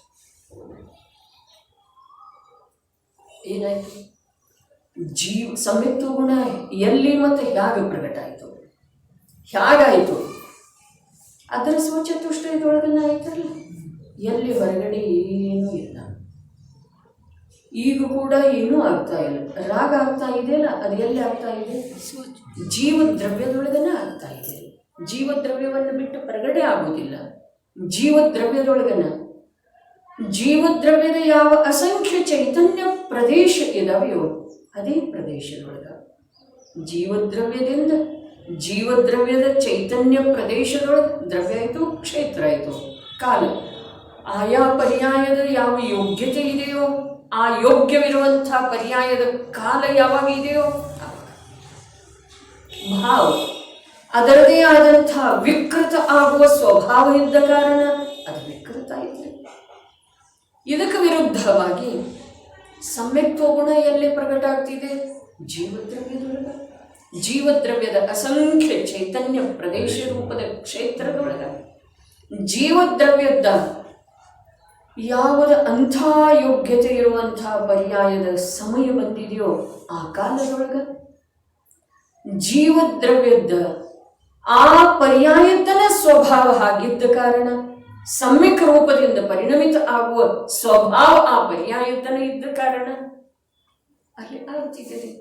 ಆ ವೇಳೆದೊಳಗ ನಿಮಿತ್ತ ಯಥಾರ್ಥ ದೇವಶಾಸ್ತ್ರ ಗುರುಗಳ ಇರುವ ಸಾಧ್ಯತೆ ಇದೆ, ಇರ್ತಾರೆ. ಕಾರ್ಯಲ್ಲಿ ಆಯಿತು, ಜೀವನ ಯಾರಿಂದಾಯಿತು? ಅದರದೇ ಆದಂಥ ಪರ್ಯಾಯಗಳು ಯಾವಾಗಾಯಿತು? ಆ ಪರ್ಯಾಯದ ಕಾಲ ಯಾವಾಗಿತ್ತು ಆವಾಗ. ಎಲ್ಲಿ? ಅದು ಆ ಜೀವದ್ರವ್ಯದ ಅಸಂಖ್ಯ ಕ್ಷೇತ್ರ. ಹಾಗಾದರೆ ಲೋಕಕ್ಕೆ ಅದನ್ನು ಹೇಳುವ ಅವಶ್ಯಕತೆ ಏನಿದೆ? ಸಂಯುಕ್ತವಾದದ್ದು ಕೇವಲ ಜ್ಞಾನ ಎಲ್ಲೇ ಆಯಿತು? ಸಾಧು ಪರಮೇಷ್ಠಿ ಆತ್ಮನ ಸಾಧನೆಯೊಳಗ, ಆತ್ಮನಿಮಗ್ನತೆಯೊಳಗ, ಉದ್ಯಮಶೀಲ ಪ್ರಯತ್ನಶೀಲ ಇರುವೆಳದೊಳಗ ಯಾವಾಗ 48 ನಿಮಿಷ ಪೂರ್ಣ ಆಯಿತು ಆವಾಗ ಕೇವಲ ಜ್ಞಾನ ರೂಪದ ಪರ್ಯಾಯ ಪ್ರಕಟ ಆಯಿತು. ಹಾಗಾದ್ರೆ ಅವರು ಏನೇನು ಮಾಡಿದಾರೆ? ಯಾರ್ಯಾರಿಗೆ ಹೇಳಿದ್ದಾರೆ? ಪ್ರಚಾರ ಪ್ರಸಾರ ಎಲ್ಲಿ ಮಾಡಿದ್ದಾರೆ? ಲೋಕ ವಿರುದ್ಧ ಮಾತು ಎಲ್ಲ, ಆದರೆ ಲೋಕ ವಿರುದ್ಧ ಅರ್ಥಾತ್ ಅಲೌಕಿಕವೇ ಇದ್ದೀರಿ. ಅದನ್ನು ಹೊರಗೆ ಯಾರಿಗೆ ಹೇಳುವ ಅವಶ್ಯಕತೆ ಅವನಿಗಿರುವುದಿಲ್ಲ. ಮತ್ತು ಮೂಲದೊಳಗೂ ಕೂಡ ಅವನಿಗೆ ಯಾವುದರ ಆಶ್ರಯನ ಮಾಡುವುದಿರುವುದಿಲ್ಲ ಅಂದಮೇಲೆ ಹೊರದ ಸಂಬಂಧಿಯಲ್ಲಿ ಬರ್ತಿದ್ದಾರೆ. ಅವನ ಯೋಗ್ಯತೆಯಂದು ಅವನ ಎದುರಿಗೆ ವೀತರಾಗಿ ದೇವ್ ಅಥವಾ ಪಂಚಪ್ರಭು ಜಿನವಾಣಿ ಉಪಸ್ಥಿತಿ ಇರ್ತಿದ್ದೀರಿ. ಅವನು ಅದರ ಕಡೆ ಎಷ್ಟು ಅಂಶದಿಂದ ನೋಡ್ತಾ, ನೋಡಿದರನೂ ಕೂಡ ಯಾವ ಅಪೇಕ್ಷೆಯಿಂದ ನೋಡ್ತಾ, ಇದು ಮುಖ್ಯ ಇದೆಯಲ್ಲ. ಯಾವ ಅಪೇಕ್ಷೆಯಿಂದ ನೋಡ್ತಾ, ಅದರಿಂದ ಏನಾದರೂ ಪಡ್ಕೊಳ್ಳುವ ಅಪೇಕ್ಷೆಯಿಂದನ ಇಲ್ಲ. ಅದನ್ನು ನೋಡ್ತಾ ಇರ್ತಾನೆ, ಇಲ್ಲಿ ಪರಿಣಾಮ ಮಾಡ್ತಾ ಇರ್ತಾನೆ, ಇಲ್ಲಿ ಅಂತರ್ಮುಖ ಆಗ್ತಾ ಇರ್ತಾನಂದ್ರೆ, ಅಥವಾ ಇಲ್ಲಿ ನಿಜ ಸ್ವಭಾವದ ಸ್ವೀಕಾರ ವಿದ್ಯಮಾನ ಸ್ವಭಾವದ್ದರೆ ಅಲ್ಲಿಂದ ಏನಾರ ಬರಬೇಕಾಗಿದೆ. ಹೀಗಿಲ್ಲ ವೀತರಾಗ ಬಿಂಬದೊಳಗಿಂದ ಏನಾದರೂ ಬರ್ತಿದೆ ಅಂದರೆ, ಶಾಸ್ತ್ರದೊಳಗಿಂದ ಏನಾದರೂ ಬರ್ತಿದೆ ಅಂದರೆ, ಶಾಸ್ತ್ರ ಕಡೆಗೆ ನೋಡಿದರನೂ ಕೂಡ ಅವನಿಗೆ ಅವಲಂಬನೆ, ಅಭಿಪ್ರಾಯ ಅಥವಾ ಉದ್ಯಮ ಎಲ್ಲಿ ನಡೆದಿರ್ತಿದೆ? ತನ್ನಲ್ಲೇ ನಡೆದಿರ್ತಿದೆ. ಧರ್ಮದ ನನಗೆ ಈ ಪ್ರಕಾರ ಯಾವ ಪ್ರಕಾರ ಇಲ್ಲಿ ಸ್ಪಷ್ಟ ಆಗ್ತಾ ಇದೆ ನನ್ನ ಜ್ಞಾನದೊಳಗ, ಅದನ್ನು ನಾನು ವಚನದಿಂದ ಹೇಳುವ ಪ್ರಯತ್ನ ಮಾಡ್ತಾ ಇದ್ದೇನೆಂದರೆ, ಅಥವಾ ಅದರ ನಿಮಿತ್ತ ಪಡೆದು ವಚನ ಸ್ವಯಮೇ ಬರ್ತಾ ಇದೆ, ನೀವು ಒಪ್ಪಿಕೊಳ್ಬೇಕು ಅನ್ನೋ ಯಾವ ಆಗ್ರಹನೂ ಇಲ್ಲರಿ. ಧರ್ಮದ ಆದಿಯೊಳಗ, ಮಧ್ಯದೊಳಗ, ಅಂತ್ಯದೊಳಗ ಸರ್ವಥಾ ಸರ್ವಥಾ ಸರ್ವಥಾ ಪರನಿರಪೇಕ್ಷತೆನ ಇರ್ತಿದೆ, ಇರಬೇಕಾಗ್ತಿದೆ. ಪರಸಾಪೇಕ್ಷ ಧರ್ಮ ಇಲ್ಲ, ಪರಸಾಪೇಕ್ಷ ಸುಖ ಇಲ್ಲ, ಪರದೊಳಗ ಪ್ರಚಾರ ಪ್ರಸಾರ ಇಲ್ಲ, ಪರದಿಂದ ತನಗೆ ಯಾವುದೇ ಪ್ರಕಾರದ ಲಾಭ ಆಗ್ತಿದೆ ಅನ್ನುವಂಥ ಅಭಿಪ್ರಾಯ ಇತ್ತು ಅಂತಂದ್ರೆ ಅದು ಮಿಥ್ಯಾತ್ವ ಪೋಷಕ ಇದೆ. ಯಾವುದೇ ಪ್ರಕಾರದಿಂದ ತಾವು ಒಪ್ಪರಿ ಅಂಥೇಳಿ ನನ್ನ ಅಭಿಪ್ರಾಯ ಇಲ್ಲವೇ ಇಲ್ಲ. ಆದರೆ ಇಲ್ಲಿ ಯಾವ ವಿಷಯ ಇದೆ ಅದನ್ನು ನಾನು ಎದುರಿಗೆ ಪ್ರಾಮಾಣಿಕ ರೂಪದಿಂದ ಒಪ್ಪಿಕೊಳ್ತಾ ಇದ್ದೇನೆ. ನಾನು ಸ್ವಯಂ ಧರ್ಮದ ಆದಿಯೊಳಗೆ, ಮಧ್ಯದೊಳಗೆ, ಅಂತ್ಯದೊಳಗೆ ಸರ್ವಥಾ ಸರ್ವಥಾ ಸರ್ವಥಾ ಪರನಿರಪೇಕ್ಷತೆಯಿಂದನ ಧರ್ಮದ ಆರಂಭ ಆಗುವುದಿದೆ, ಪರನಿರಪೇಕ್ಷತೆಯಿಂದನ ಧರ್ಮದ ವೃದ್ಧಿಯಾಗುವುದಿದೆ, ಪರನಿರಪೇಕ್ಷತೆಯಿಂದನ ಧರ್ಮದ ಪೂರ್ಣತೆ ಆಗುವುದಿದೆ. ಆ ಪೂರ್ಣತೆಯೊಳಗೂ ಕೂಡ ಯಾವುದೇ ಪರದ್ದು, ಯಾವುದೇ ಪ್ರಕಾರದ, ಯಾವುದೇ ರೀತಿಯಿಂದ ಸಹಯೋಗ ಅಥವಾ ನಿಮಿತ್ತ ಕೂಡ ಇರುವುದೇ ಇಲ್ಲ. ನಿಮಿತ್ತದ ಅರ್ಥನೇ ಹೀಗಿದೆ, ಅದು ಭಿನ್ನ ದ್ರವ್ಯ ಇದೆ. ನಿಮಿತ್ತದ ಅರ್ಥನೇ ಹೀಗಿದೆ, ಅದು ಅಕರ್ತೃ ಇದೆ. ಎಲ್ಲಿ ಉಪಾದಾನದೊಳಗೆ ಅಕರ್ತೃ ಇದೆ, ಅದು ತನ್ನಲ್ಲೇ ತಾನು ಪರಿಣಾಮಶೀಲ ಇದೆ. ಅರ್ಹಂತ ಪ್ರಭು ಅಕರ್ತೃ ಇದ್ದಾರೆ, ಅಕರ್ತೃ ಇದ್ದಾರೆ. ಯಾವ ಅಪೇಕ್ಷಾದಿಂದ? ನನ್ನಲ್ಲೇ ಏನಾದರೂ ಮಾಡುವ ಅಪೇಕ್ಷಾದಿಂದ. ಅವರು ತಮ್ಮಲ್ಲೇ ತಾವು ನಿರಂತರ ಪರಿಣಮನ ಮಾಡ್ತಾ ಇದ್ದಾರೋ ಅಥವಾ ಇಲ್ಲರಿ? ವೀತರಾಗ ಭಾವರೂಪದಿಂದ ನಿರಂತರ ಪರಿಣಮನ ಮಾಡ್ತಾ ಇದ್ದಾರೋ ಅಥವಾ ಇಲ್ಲ? ಹಾಗಾದರೆ ನಾನು ನನ್ನನ್ನು ಸಮ್ಯಕ್ ರೂಪದಿಂದ ಅಥವಾ ಜ್ಞಾನದರ್ಶನ ರೂಪದಿಂದ ಯಾವಾಗ ನನ್ನನ್ನು ನಾನು ಒಪ್ಕೊಳ್ತೇನೆ, ನನ್ನನ್ನು ನಾನು ಸ್ವೀಕಾರ ಮಾಡ್ತೇನೆ, ನನ್ನನ್ನು ನಾನು ತಿಳ್ಕೊಳ್ತೇನೆ, ನನ್ನ ಶ್ರದ್ಧೆ ನಾನು ಮಾಡ್ತೇನೆ, ನನ್ನ ಅನುಭೂತಿ ನಾನು ಮಾಡ್ತೇನೆ, ಆವಾಗ ವೀತರಾಗ ಪ್ರಭುವನ್ನ ನಿಮಿತ್ತ ಅಂತ ಹೇಳಿ ಹೇಳಿದ್ರೂ ಆ ವೀತರಾಗ ಪ್ರಭು ತಮ್ಮ ವೀತರಾಗ ಭಾವದಿಂದ ಅಂಶ ಕೂಡ ಹೊರಗೆ ಬಂದಿದೆ. ಇದು ನಿಮಿತ್ತದ ಅಕರ್ತಾತನ. ಅದೇ ರೀತಿ ಸಮಸ್ತ ಪದಾರ್ಥ, ವಿಶ್ವದ ಸಮಸ್ತ ಪದಾರ್ಥವನ್ನು ಬೇರೆ ಶಬ್ದದೊಳಗೆ ಹೇಳಬೇಕಾದ್ರೆ ವೀತರಾಗಿ ಅರ್ಹಂತ ಭಗವಂತರ ಸಂದೇಶ ಏನು ನೀಡ್ತಾ ಇದ್ದಾರೆ ಅಂತಂದ್ರೆ, ನನ್ನ ಹಾಗೆ ಪ್ರತಿಯೊಂದು ಪದಾರ್ಥ ನಿನ್ನ ಸಲುವಾಗಿ ವೀತರಾಗಿನದು, ಅರ್ಥಾತ್ ನಿನಗೇನು ಮಾಡಲು ಸಾಧ್ಯ. ಸಂದೇಶ ನೀಡುತ್ತಾ ಇದ್ದಾರೆ, ನಿನಗೇನೂ ಮಾಡುವ ಸಾಧ್ಯತೆ ಇಲ್ಲ. ನಾನು ಯಾವ ಪ್ರಕಾರ ವೀತರಾಗಿದ್ದೇನೋ ಅದೇ ಪ್ರಕಾರ ವಿಶ್ವದ ಸಮಸ್ತ ಜಡಚೇತನ ಪದಾರ್ಥ ನಿನ್ನ ಸಲುವಾಗಿ ವೀತರಾಗಿ ನಿನಗೇನೂ ಸುಖ ದುಃಖ ಮಾಡೋದ ಸಾಧ್ಯ. ಈಗ ಮರೀಚಿ ಮೇಲೆ ಹಂಗಿರ್ಬೇಕಾದ್ರೆ ಮರೀಚಿ ಮೇಲೆ ಆದಿದೇವ ವೀತರಾಗನೇ ಇದ್ರು, ವೀತರಾಗನೇ ಇದ್ರು. ಮತ್ತು ಆದಿದೇವರ ದಿವ್ಯಧ್ವನಿಯೊಳಗಾಗಲಿ, ಆದಿದೇವರ ಆ ಯಾವ ಒಂದು ಮುದ್ರೆ ಇದೆ, ಆಕಾರ ಇದೆ, ಅದರಲ್ಲಿ ಆಗಲಿ ಮಿಥ್ಯಾ ಮತದ ಯಾವುದೇ ಪ್ರಕಾರದ ಉಲ್ಲೇಖ ಇರಲೇ ಇಲ್ಲ. ಯಾವುದೇ ಪ್ರಕಾರದಿಂದ ಮಿಥ್ಯಾ ಮತದ ಅವಲೋಕನೆಯನ್ನು ಅವನು ಹೊರಗಿನಿಂದ ಮಾಡಲೇ ಇಲ್ಲ. ಅವನದೇ ದ್ರವ್ಯ, ಕ್ಷೇತ್ರ, ಕಾಲ, ಭಾವದೊಳಗ ಅವ ಆ ರೂಪವಾಗಿ ಪರಿಣಮನ ಮಾಡಿದ. ಮತ್ತು ಅವನ ನಿಮಿತ್ತದಿಂದ ಲೋಕದೊಳಗ ಅಂಥ ಜೀವರುಗಳು ಉತ್ಪನ್ನ ಆಗಿದ್ದರು. ಅವನನ್ನು ಕ್ರಮಬದ್ಧ ಪರ್ಯಾಯ ಅಂತ ಹೇಳಿ ಹೇಳ್ರಿ. ಅರ್ಹಂತ ಆ ವೀತರಾಗಿ ಸರ್ವಜ್ಞ ಅರ್ಹಂತ ವೃಷಭದೇವ ವೀತರಾಗಿ ಇದ್ದರಂಥೇಳನ ಅವನನ್ನು ಬದಲಾಯಿಸಲಿಲ್ಲ. ವೀತರಾಗಿ ಇದ್ದರಂಥೇಳನ ಅವ ತಾನೇನು ತನಗೇನು ತನ್ನ ಯೋಗ್ಯತೆ ಇದೆ, ತನ್ನ ಭವಿಷ್ಯ ಇದೆ, ತನ್ನ ಕ್ರಮ ನಿಯಮಿತತೆ ಇದೆ, ಆ ಪ್ರಕಾರ ಅವ ಆ ಸಮಯದೊಳಗೆ ಕಾಚಿ ಮಾಡಿದ್ರು. ಇದರೊಳಗೆ ಮರೀಚಿಯ ಮೇಲೆ ಆಗಲಿ ನಮ್ಮ ಮೇಲೆ ಆಗಲಿ ಘಟಿಸುವುದೇನಿದೆ ರೀ?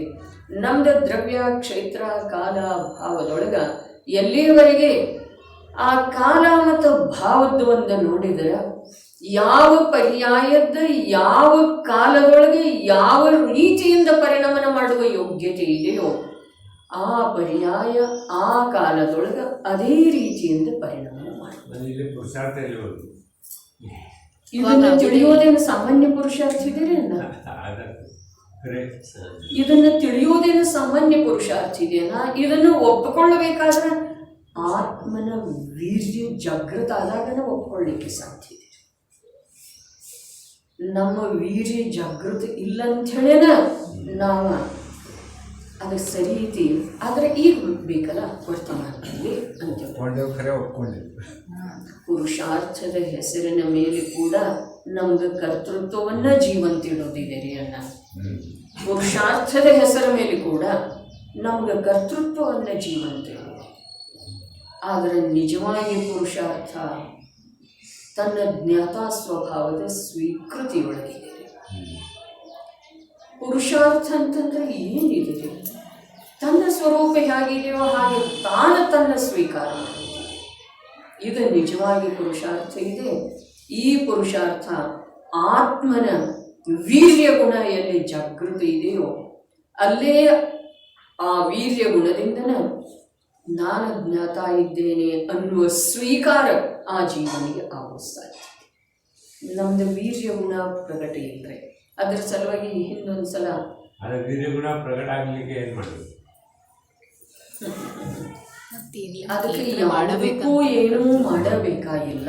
ಒಂದು ಮಾತು, ಯಾವುದಕ್ಕೂ ಏನೂ ಮಾಡಬೇಕಾಗಿಲ್ಲ. ವೀರ್ಯ ಗುಣವನ್ನು ಜಾಗೃತ ಮಾಡುವ ಸಲುವಾಗಿ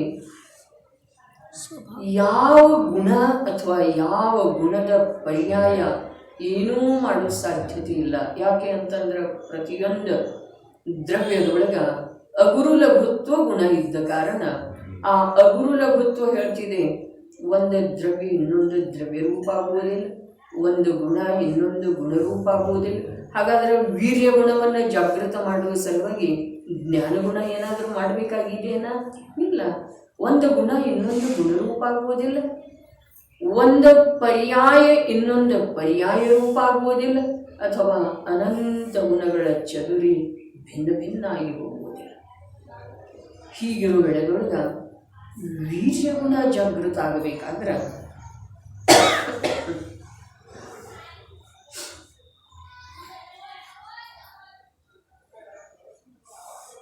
ಏನು ಮಾಡಬೇಕಾಗುವುದಾ ಅನ್ನೋ ಪ್ರಶ್ನೆಯನ್ನು ಉದ್ಭವಿಸುವುದು. ಎಲ್ಲ ಇದೆ ಜ್ಞಾನ ಗುಣ ಅದರ ಸರ್ಕಾರಿ ಇರುತ್ತೆ ಇದಲ್ಲ, ಪ್ರತಿಯೊಂದು ಜ್ಞಾನದಿಂದ ಆಗ್ಬೇಕೆಲ್ಲ ಕೆಲಸ. ಹೇಳೋದಿದೆ ರೀ ಹಾಗೆ, ಜ್ಞಾನದಿಂದನೇ ಆಗ್ತಿದೆ ಅಂಥೇಳಿ.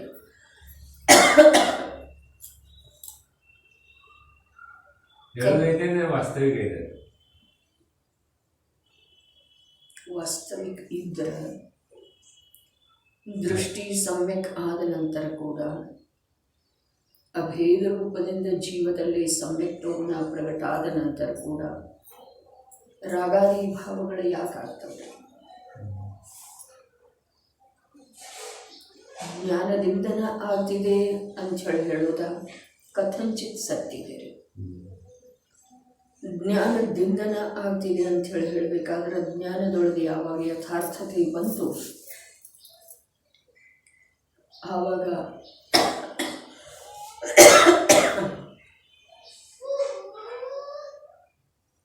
ಸಂಪೂರ್ಣ ಅಶುದ್ಧ ಪರ್ಯಾಯದ ಅಭಾವ ಆಗಬೇಕಾಗಿತ್ತು. ಹಾಗಾದ್ರೆ ಅದು ಕಥಂಚಿತ್ರ ಹೇಗೆ ಸತ್ಯ? ಕಥಂಚಿತ್ರ ಸತ್ಯ ಅಂತ ಹೇಳಿ ಹೇಳ್ತು. ಕಥಂಚಿತ್ತರೇ ಹೇಗೆ ಸತ್ಯ? ಕಥಂಚಿತ್ತರೇ ಹೇಗೆ ಸತ್ಯ ಅಂತಂದ್ರೆ ಜ್ಞಾನದೊಳಗ ಆತ್ಮನ ಚೈತನ್ಯ ಸ್ವಭಾವದ ಜ್ಞಾನದರ್ಶನ ಸ್ವಭಾವದ ಸ್ವೀಕಾರ ಆದ ನಂತರ ಒಮ್ಮೆಲೆ ಪರಿಣಾಮದೊಳಗೆ ಪರಿಪೂರ್ಣ ಶುದ್ಧಿ ಬರ್ತಿದೆ. ಆದರೆ ಜ್ಞಾನದೊಳಗ ಜೀವದ ತ್ರಿಕಾಲಿ ಚೈತನ್ಯ ಸ್ವಭಾವದ ಸ್ವೀಕಾರ ಆಗದೇ ಇದ್ದರೆ ಪರಿಣಾಮದೊಳಗೆ ಯಾವಾಗೂ ಶುದ್ಧಿ ಬರೋದನ್ನು ಸಾಧ್ಯ. ಈ ಅಪೇಕ್ಷಾದಿಂದ ಜ್ಞಾನದಿಂದಲೇ ಕಾರ್ಯ ಆಗ್ತಿದೆ ಅಂತ ಹೇಳಿ ಹೇಳೋದಿದೆ. ಜ್ಞಾನನ ಆಗಲಿಲ್ಲ, ನಾನು ತ್ರಿಕಾಲಿ ಜ್ಞಾನದರ್ಶನ ಸ್ವಭಾವಿ ಚೈತನ್ಯ ವಸ್ತು ಇದ್ದೇನೆ, ಇದರದ ಜ್ಞಾನನ ಆಗಲಿಲ್ಲ, ಪರಿಚಯನ ಆಗಲಿಲ್ಲ, ಜ್ಞಾನದೊಳಗೆ ನಿಶ್ಚಿತತನೇ ಬರಲಿಲ್ಲ ಅಂದ್ರೆ ಪರಿಣಾಮ ಎಂದು ಶುದ್ಧ ಆಗುವ ಸಾಧ್ಯತೆ ಇದೆ.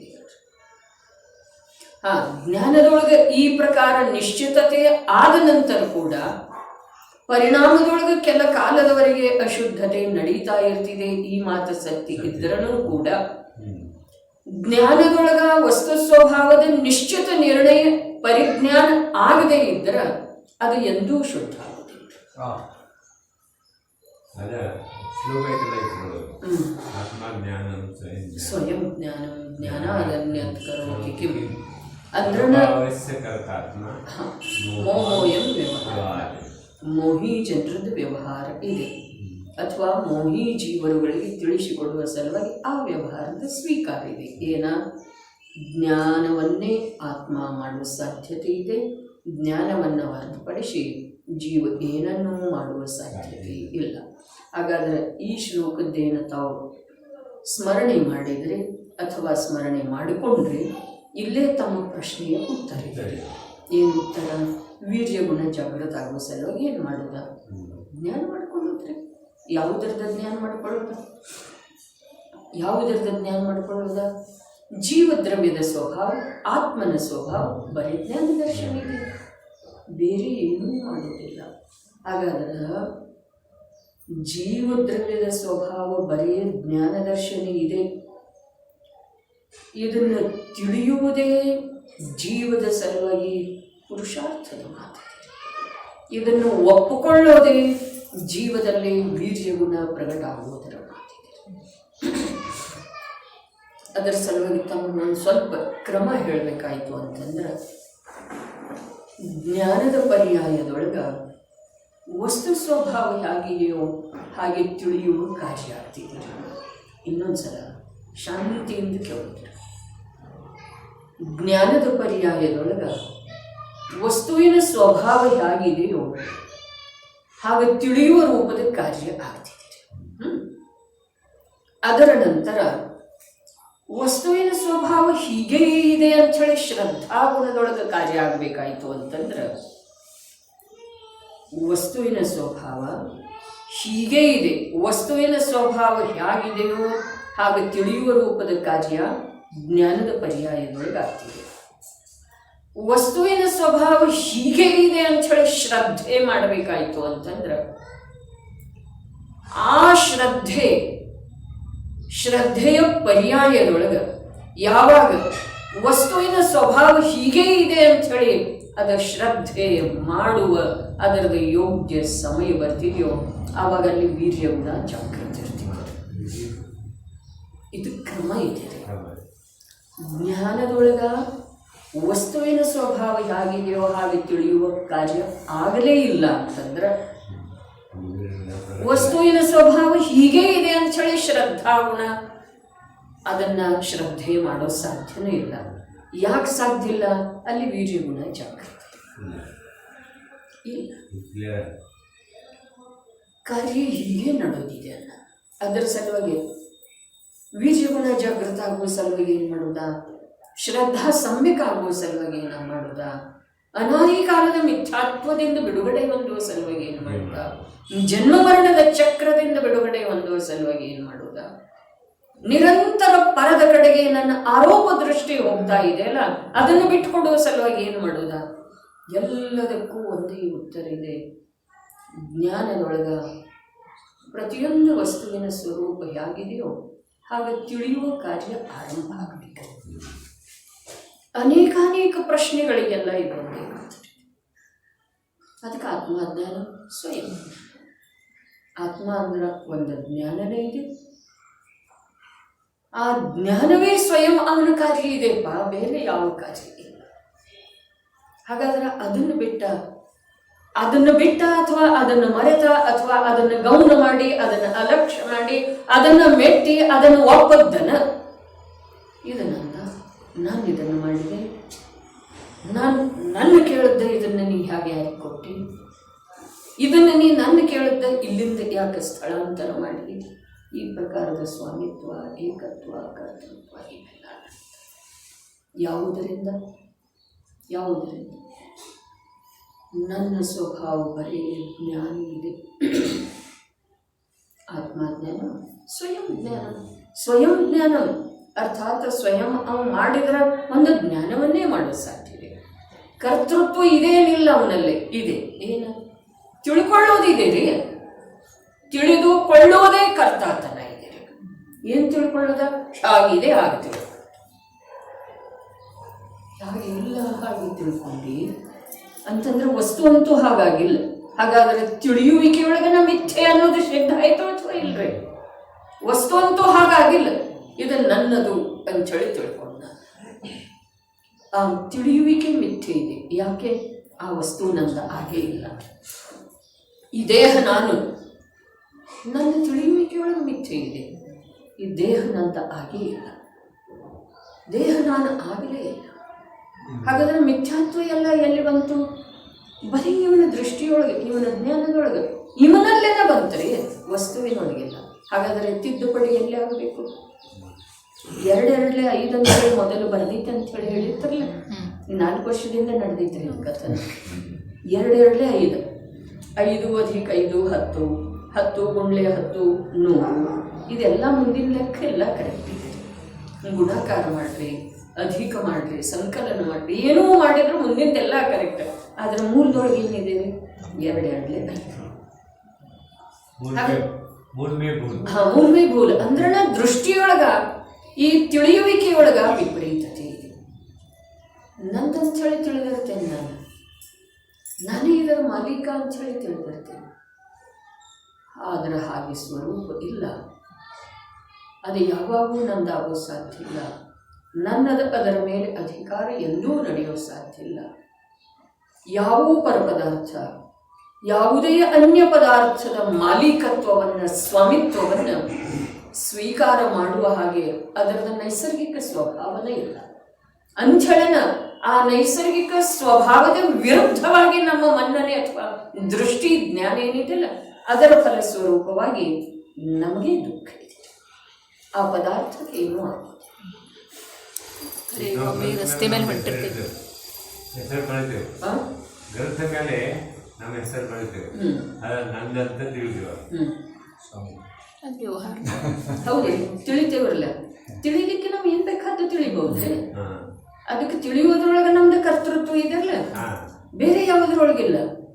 ಅದು ನಂದ ಅಂಚೇಳಿ ತಿಳಿದ ನಂತರ ಆ ಹೆಸರಿನೊಳಗೂ ನನ್ನತನ ಇಲ್ಲ, ಆ ಗ್ರಂಥನೂ ನಂದಾಗಲಿಲ್ಲ. ನಾವು ತಿಳಿಬಹುದ್ರಿ, ನಾವು ತಿಳಿತೇವೆ ಅಂಥೇಳಿನ ಆ ಗ್ರಂಥ ಕಾಣದೇ ಇದ್ದಾಗ ಸ್ವಲ್ಪ ಆ ಕಡೆ ಈ ಕಡೆ ಎಲ್ಲಿ ಹೋಯ್ತು ನಾ ಬರ್ದೇನೆ ಹೆಸರು ಅದರ ಮೇಲೆ. ಇದೆಲ್ಲ ಆಕುಲತೆ ಯಾರು ಗ್ರಂಥಕ್ಕೆ ಆಗ್ತಿದ್ದಾರೆ? ಅರೆ ಅದು ಅಚೇತನ ಇದೆ ಅಂತ ಹೇಳಿ ಹೇಳ್ತೇವೆ.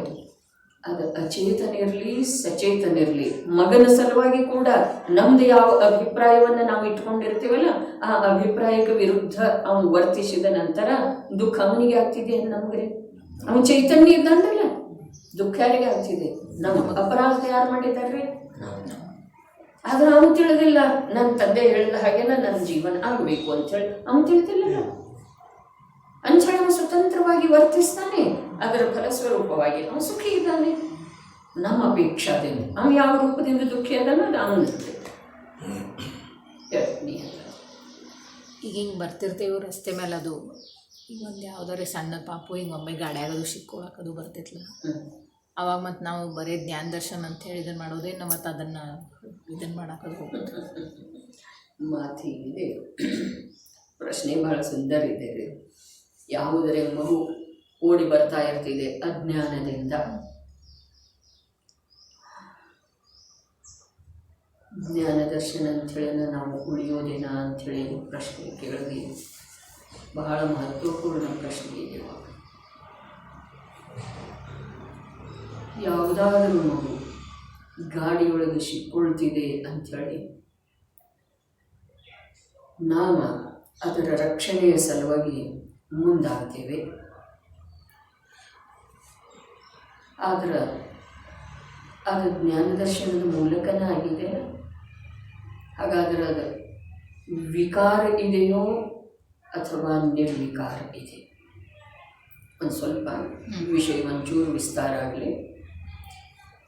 ಜ್ಞಾನದರ್ಶನದ ಮೂಲಕನ ನಮಗೆ ತಿಳಿದು ಬಂದದ್ದಿದೆ, ಈ ಮಗು ವ್ಯರ್ಥವಾಗೇನ ಬಾಧೆಗೊಳಗಾಗ್ತಿದೆ, ಗಾಡಿಯೊಳಗೆ ಸಿಕ್ಕೊಳ್ತಿದೆ, ಅದಕ್ಕೆ ಏನಾರ ತೊಂದರೆ ಆಗ್ತಿದೆ. ಜ್ಞಾನದರ್ಶನ ಇಲ್ಲದೆ ಹೋಗಿದ್ರೆ ನಮಗೆ ಅದು ಜ್ಞಾನ ಆಗ್ತಿರಲಿಲ್ಲ. ಹಾಗಾದರೆ ಈ ಜ್ಞಾನದರ್ಶನ, ಇಂಥದೇ ಜ್ಞಾನದರ್ಶನ ಅರ್ಹಂತ ಪ್ರಭುವಿಗಿದೆಯಲ್ಲ, ಅವ್ರೇನು ಮಾಡ್ತಾರೆ?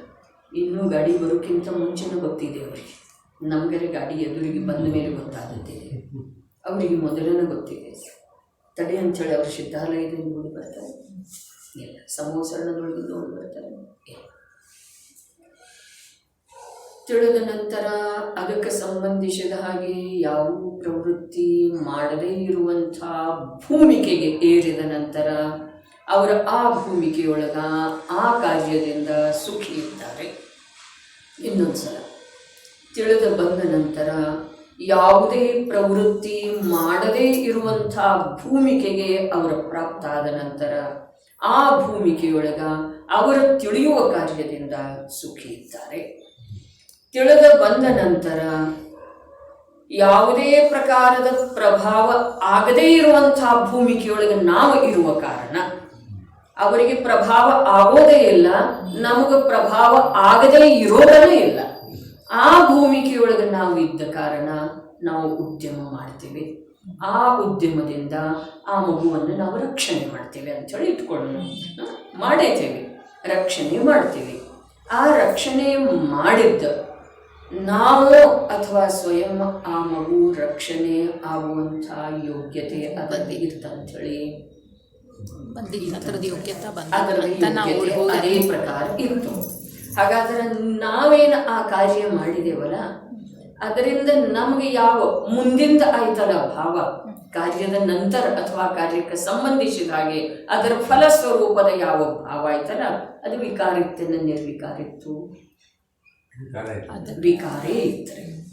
ಹರ್ಷ ಆಯಿತು, ನಾವು ಓಡಿ ಹೋದ್ರೂ ಕೂಡ ಅದಕ್ಕೊಂದು ಸ್ವಲ್ಪ ತಾಗಿತು, ಗಾಡಿ ಬಿತ್ತು, ಮಗು ಅದಕ್ಕೊಂದು ಸ್ವಲ್ಪ ಪೆಟ್ಟಾಯಿತು, ಅದು ಸ್ವಯಂ ತನ್ನ ಯೋಗ್ಯತೆಯಿಂದ ಬಿತ್ತು. ಆ ಸಮಯದೊಳಗೆ ಅದರದ ಹಾಗೆ ಆಗುವಂಥ ಕರ್ಮದ ಶರೀರದ ಯೋಗ್ಯತಾ ಇತ್ತು.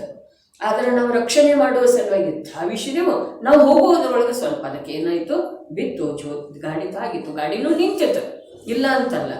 ಆದ್ರೆ ಅಲ್ಲಿ ಏನು ಕಾರ್ಯ ಘಟನೆ ಆಯ್ತಲ್ಲ ಅದು ಸ್ವಯಂ ಆ ಮಗುವಿನ ಯೋಗ್ಯತೆಯಿಂದ ಆಯಿತು. ಇದು ವಸ್ತು ಸ್ವರೂಪ. ಕರ್ಮ ಶರೀರದ ಯೋಗ್ಯತೆಯಿಂದ ಅಲ್ಲಿ ಕಾರ್ಯ ಆಯಿತು, ಇದು ವಸ್ತು ಸ್ವರೂಪ. ಮತ್ತು ನಾವೇನು ಧಾವಿಸಿ ಹೋಗಿದ್ದೇವಲ್ಲ, ನಾವೇನು ಅದರ ರಕ್ಷಣೆ ಮಾಡಬೇಕನ್ನುವಂಥ ಭಾವ ಇಟ್ಕೊಂಡಿದ್ದೇವಲ್ಲ, ಆ ಭಾವದ ಪೂರ್ತಿ ನಮ್ದು ಆಗಲಿಲ್ಲ ಅಂಥೇಳಿ ನಮ್ಗಲ್ಲೇನಾಯ್ತು, ಭಾವದ ಪೂರ್ತಿ ಆಗಲಿಲ್ಲ. ಅದನ್ನ ರಕ್ಷಣೆ ನಾವು ಮಾಡಿದ್ದೇವೆ. ಆದ್ರೆ ಅಷ್ಟೋ ಮೇಲೆ ನಾವು ಹೋಗೋದ್ರೊಳಗೆ ಒಂದು ಸ್ವಲ್ಪದ್ರೊಳಗೆ ತಪ್ಪಿತ್ತಲ್ಲ, ಅವ್ನ ಗಾಡಿನೂ ನಿಲ್ಲಿಸಿದ.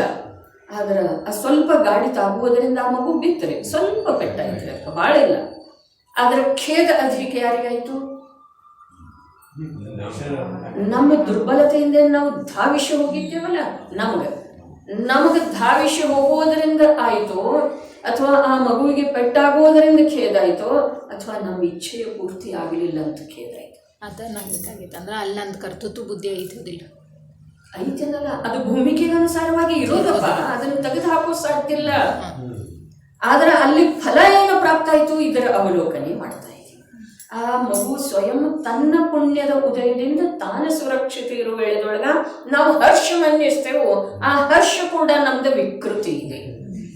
ಮತ್ತು ಆ ಮಗುವಿಂದ ಅದರದೇ ಆದಂಥ ಪಾಪಕರ್ಮದ ಉದಯದಿಂದ, ಅಸಾತಾದ ಸ್ವಲ್ಪ ಉದಯದಿಂದ ಅದಕ್ಕೇನು ನೋವಾಯಿತು, ಬಾಧೆ ಆಯಿತು, ಅದರಿಂದ ಭಯಂಕರ ನಮಗೆ ವೇದನೆ ಆಗ್ತಿದೆ. ಯಾಕೆ? ಆ ಮಗುವಿಗೆ ಆದದ್ದ ಆಕಸ್ಮಿಕ ನೋವು ಇದೆ ರೀ, ನಮ್ದ ಬುದ್ಧಿಪೂರ್ವಕ ಇದೆ ರೀ, ನಮ್ದು ಇಚ್ಛಾ ಇತ್ತು ತೀವ್ರ ಆ ಮಗುವನ್ನು ರಕ್ಷಣೆ ಮಾಡ್ಬೇಕು ಇತ್ತೇನಿಲ್ರಿ, ಇತ್ತು. ಅದು ಭೂಮಿಗೆ ಅನುಸಾರವಾಗಿ ನಮ್ಮಲ್ಲಿ ಅವೆಲ್ಲ ಕಾರ್ಯ ಆಗೋ, ಅದನ್ನು ನಾವು ಜ್ಞಾತಾದೃಷ್ಟ ಇದೆ, ನಾ ಏನು ಮಾಡ್ಲಿಕ್ಕೆ ಸಾಧ್ಯ ಅಂತ ಹೇಳಿ ಮಾಡದೇ ಇರೋದ, ಅದು ಹಠ ಇದೆಯಪ್ಪ, ಅದು ಹಠ ಇದೆ, ಅದು ಮಿಥ್ಯಾತ್ವ ಇದೆ. ಮತ್ತು ಓಡಿ ಹೋಗಿ ನಾ ರಕ್ಷಣೆ ಮಾಡಿದ್ನು ಅನ್ನೋದನ್ನು ಮಿಥ್ಯಾತ್ವ ಇದೆ. ಆದ್ರೆ ಕಾರ್ಯ ಆಗಲಿಕ್ಕೆ ಬಿಡ್ರಿ, ಹೇಗೆ ಆಗ್ತಿದೆ ಹಾಗೆ ಆಗ್ಲಿಕ್ಕೆ ಬಿಡ್ರಿ, ಅದಕ್ಕೆ ಸಂಬಂಧಿಸಿದ ಹಾಗೆ ಯಾವ ಆಗ್ರಹ ಇಟ್ಕೊಳ್ಬೇಡ್ರಿ. ಇದು ವಸ್ತು ಸ್ವರೂಪ. ಆಗಲಿಕ್ಕೆ ಬಿಡ್ರಿ, ಅದನ್ನು ಮಾಡಿದೆ ಅಂಥೇಳಿ ಯಾಕಂತೀರಿ ನೀವು? ಅದು ಆಗಿದೆ ರೀ, ನೀವು ಓಡಿ ಹೋಗೋದು ಇತ್ತು, ನಿಮ್ದು ಭಾವ ಆ ಸಮಯದೊಳಗೆ ಆ ಪ್ರಕಾರದ ಯೋಗ್ಯ ಭಾವ ಇತ್ತು, ಆ ನಿಮಿತ್ತದಿಂದ ಮಗು ಉಳಿಯಿತು ಅನ್ನೋದ ಇದು ಬರೀ ಕಥನ. ಇದ್ರ ಬಗ್ಗೆ ಒಂದು ಕೆಲಸ ಕೊಡ್ತೀವಿ. ವ್ಯಾಪಾರನ ಉದ್ದೇಶಕ್ಕಂತ ಪರಿಣಾಮ ಹೌದು, ಯಾವರ ಪರಿಣಮನ ಮಾಡ್ತಿದೆಯೋ ಅದುವೇ ಕರ್ತೃ ಇದೆ, ಯಾವ ರೂಪದ ಪರಿಣಾಮ ಆಗ್ತಿದೆಯೋ ಅದುವೇ ಆ ಕರ್ತೃವಿನ ಕಾಳಜಿ ಇದೆ. ಇದು ಬಹಳ ಸರ್ತಿ ಬಂದದ್ದಿದೆ. ಅದರದ ನಮ್ಗೆ ಅವಬೋಧ ಆಗಬೇಕ್ರಿ ಒಳಗ. ಯಹ್ ಪರಿಣಮತಿ ಸರ್ಕರ್ತ, ಯಾವ್ದು ಪರಿಣಮನ ಮಾಡ್ತಿದೆಯೋ ಅದುವೇ ಕರ್ತೃ ಇದೆ. ಹಾಗಾದ್ರೆ ನಾನಲ್ಲಿ ಧಾವಿಷ ಹೋದಿನಲ್ಲ, ಯಾವುದರ ಕರ್ತೃ? ಈ ಧಾವಿಷ ಹೋಗೋದರ ಕರ್ತೃ ಅದೇನ್ರಿ? ಆ ಮಗುವಿನ ರಕ್ಷಣೆಯ ಭಾವ ಇತ್ತಲ್ಲ, ಅದು ವಿಪರೀತ ಭಾವ ಇತ್ತು. ವಿಪರೀತ ಇದ್ರೂ ಕೂಡ ನಮ್ಮ ಭೂಮಿಕೆಗೆ ಯೋಗ್ಯ ಇರ್ತದೆ. ನಾವು ಅವರ ಭೂಮಿಕೆಯ ಅನುಸಾರ ನಮ್ಮ ಭೂಮಿಕೆ ಇಲ್ಲದೆ ಇರೋ ವೇಳೆದೊಳಗೆ ಅವರ ಹಾಗೆ ನಮ್ಮನ್ನ ನಾವು ಮನ್ನಿಸಿದ್ರ ಅದರ ಹೆಸರನ್ನ ನಿಶ್ಚಯಾಭಾಸಿ ಇದೆ. ಮತ್ತು ಅವಾಗ ನಾನು ಜ್ಞಾನ ದರ್ಶನ ಐತಲ್ಲ, ಇದೆಲ್ಲ ಹಿಂದೆಂದು ವಿಚಾರ ಮಾಡುದ. ಇದೇನು ಘಟನಾ ಘಟಿಸಿ ಹೋಯ್ತಲ್ಲ. ಹೌದು, ನಾನಂತೂ ಬರೀ ಜ್ಞಾನ ದರ್ಶನ ಸ್ವರೂಪಿ ಇದ್ದೇನೆ. ಆದ್ರೆ ಆ ಜ್ಞಾನ ದರ್ಶನ ಸ್ವರೂಪದೊಳಗೆ ಯಾವುದು ತಿಳಿದು ಬಂತಲ್ಲ, ಅದಕ್ಕೆ ಸಂಬಂಧಿಸಿದ ಹಾಗೆ ನಾನು ಕರ್ತೃತ್ವ ಮಾಡಕ್ ಹೋದಿನಲ್ಲ, ಆ ಕರ್ತೃತ್ವದಿಂದ ನನಗೆ ಈ ಹರ್ಷ ಅಥವಾ ವಿಷಾದ ಪ್ರಾಪ್ತಾಗಿದೆ. ಇಷ್ಟು ತಿಳ್ಕೊಳ್ಳೋದಿದೆ. ಕಾರ್ಯ ಆದ ನಂತರ ಜ್ಞಾನ ದರ್ಶನ ರೂಪವಾಗಿನೇ ಇರ್ತಿದ್ದನು ಅಂತಂದ್ರೆ ನನಗೆ ಇದು ಹರ್ಷ ವಿಷಾದ ಆಗ್ತಿರ್ಲಿಲ್ಲ. ಮಗು ಉಳಿಯುವ ಅಥವಾ ಮಗುವಿಗೆ ಬಾಧೆ ಆಗುವ, ಮಗು ಸುರಕ್ಷಿತ ಇರುವ ಆ ಮಾತಂತೂ ನಮಗೆ ಸಂಬಂಧಿಸಿದ ಅಲ್ಲವೇ ಅಲ್ರಿ. ನಮ್ಮಲ್ಲಿನ ದ್ರವ್ಯ ಕ್ಷೇತ್ರ ಕಾಲ ಪರಿಣಮತಿ ಸಕರ್ತ. ಈ ಮಾತುಗಳ ಬಗ್ಗೆ ಸ್ವಲ್ಪ ದೀರ್ಘ ಆಳವಾಗಿ ವಿಚಾರ ಮಾಡಬೇಕು. ಪುಸ್ತಕದ ಶಬ್ದಗಳನ್ನು ಅಧಿಕ ಓದುವುದರ ಹೆಸರು ಸ್ವಾಧ್ಯಾಯ ಅಲ್ಲ. ಆ ವಿಷಯಕ್ಕೆ ಸಂಬಂಧಿಸಿದ ಹಾಗೆ ಜ್ಞಾನದೊಳಗ ಯಥಾರ್ಥತೆ ನಮ್ಮೆದುರಿಗೆ ಸ್ಪಷ್ಟ ಆಗುವುದಾಗಿ ಸ್ವಾಧ್ಯಾಯ. ಆ ಪ್ರಕಾರದ ಸ್ವಾಧ್ಯಾಯ ನಮ್ಮಲ್ಲಿ ನಡೆಯುತ್ತಿದೆ.